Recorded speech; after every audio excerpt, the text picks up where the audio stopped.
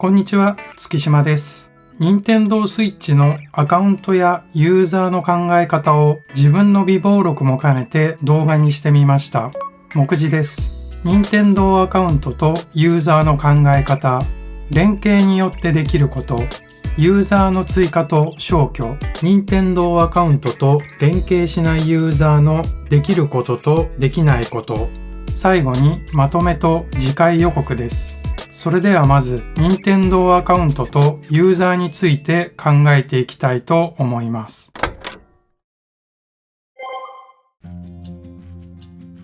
任天堂アカウントは、任天堂が提供する各種サービスを利用するときに必要となるアカウントです。つまり、任天堂スイッチで遊ぶためには、まず、任天堂アカウントを作成することが必要になります。作るのは無料ですが、メールアドレスが必要になり、13歳以上であることが条件です。ID とパスワードを任意で決めます。パソコンかスマートフォンで作成することができます。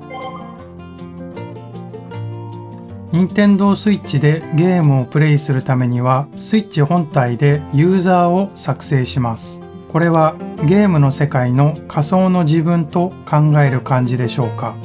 現在この本体には私のユーザーが一つ作成されている状態です。アイコンとニックネームは好みで決めることができます。そしてゲームのセーブデータはユーザーごとに管理されます。またユーザーは一つのスイッチ本体に最大8ユーザーまで作成が可能です。次は連携について見ていきたいと思います。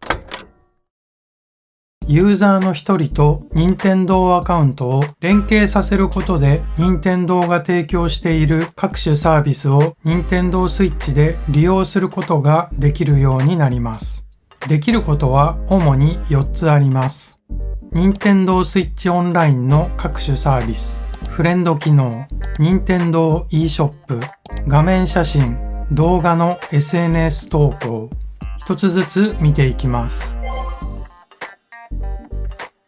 有料サービスになり、加入することが絶対ではありませんが、任天堂スイッチオンラインというサービスがあります。利用できるサービスは、オンラインプレイ、ファミコンやスーパーファミコンのゲーム、セーブデータお預かり、スマホ向けアプリ、加入者限定特典です。最近は追加パックも始まり、任天堂64、メガドライブ、集まれ動物の森などが楽しめます。追加パックはさらに追加料金が必要になります。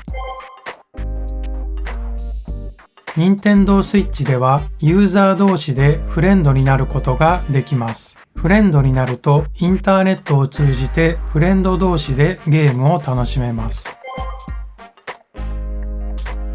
任天堂 e ショップではダウンロードソフトや追加コンテンツの購入ができます。ゲームの写真や動画をスマホに転送したり、SNS アプリと連携ができます。SNS アプリは Facebook か Twitter を選べます。以上がユーザーと任天堂アカウントを連携させるとできることになります。連携手順はホームメニュー左上のユーザーを指定して設定します。ちなみにユーザーと任天堂アカウントの連携は一度すると解除できませんので、十分に注意してから連携してください。次はユーザーの追加と消去について見ていきたいと思います。ユーザーは任天堂スイッチの中に複数登録が可能です。仮に3人家族だったとして、父、母、子供の3人のユーザーを登録してみたいと思います。今回、任天堂アカウントと連携するユーザーは一つですので、父が任天堂アカウントを作成し、父のユーザーを連携します。母と子供のユーザーは任天堂アカウントと連携しないで追加する形にしたいと思います。追加方法はホームメニューの設定の中のユーザーを選択するとユーザーの追加またはユーザーの引っ越しが選べます。新しく作るか他の任天堂スイッチから引き継ぐを選択できます。新しく作るを選択します。この中からアイコンを選びます。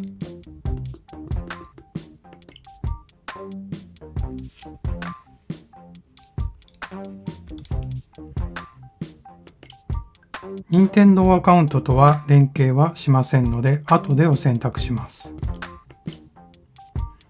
これで母のユーザーが追加されました。さらに子供も作成します。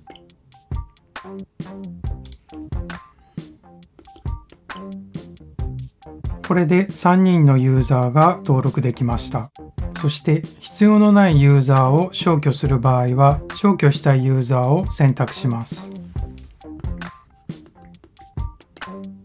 ユーザーの消去という欄がありますので、ここで消去することができます。次は、任天堂アカウントと連携していないユーザーのできることについて見ていきたいと思います。任天堂スイッチで作成した任天堂アカウントと連携していないユーザーはできることが限られてきます。購入したパッケージ版ソフトやダウンロード版ソフトをインターネットに接続しないオフラインでプレイすること。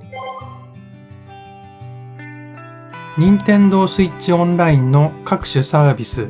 フレンド機能、任天堂 e ショップ、画面写真、動画の SNS 投稿、以上のことが注意点として挙げられます。もしオンラインプレイや任天堂スイッチオンラインの各種サービスを利用したい場合は、それぞれの条件に合わせて任天堂アカウントを新規作成して連携し、ファミリープランなどを利用する必要があります。次はまとめと次回予告です。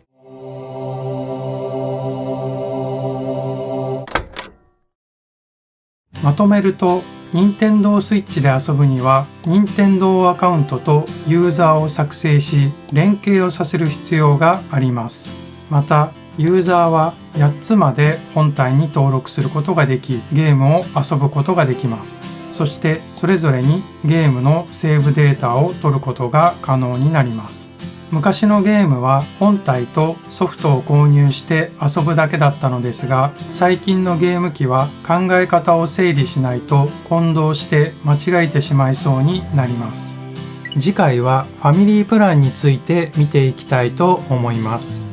複数あるユーザーがそれぞれお得に任天堂スイッチオンラインの各種サービスなどを利用するにはどうしたらいいのか考えていきます。また次回の動画も見ていただけたら嬉しいです。それでは最後までご視聴ありがとうございました。